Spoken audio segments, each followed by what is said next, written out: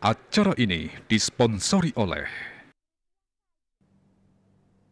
Pemirsa kewentenan Koperasi Sani Nenten Aktif ring Kabupaten Karangasem kekantenang dahat akeh. Anutin saking data Dinas Koperasi, Usaha Kecil Menengah, Perindustrian dan Perdagangan Karangasem, Diskop UKM Perindak Karangasem, kauningin wenten penyatusan Koperasi Sani Nenten Aktif.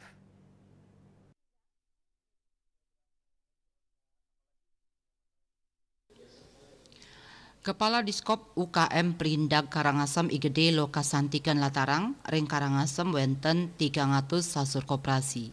Saking wilangan inucap katureksain wenten 100 kutus koperasi sane nenten aktif. Risampun kaicen pendampingan turmaning pembinaan wenten pepitu koperasi sane ngejantenang sayage antuk mualing limbak utawi mau operasi. Lokasantika ngawawahin koperasi sane nenten aktif kauningin sangkaning nampenin makatah pikobet silit tunggil nyane bencana erupsi Gunung Agung ring warse Kalitali Pitulas sane lintang sane ngawinang akeh koperasi ring Karangasem kaon. Tios nampenin pikobet sekadi inucap pengelolaan koperasi ring Karangasem taler kapiambeng ring kuentenan sumber daya manusia SDM.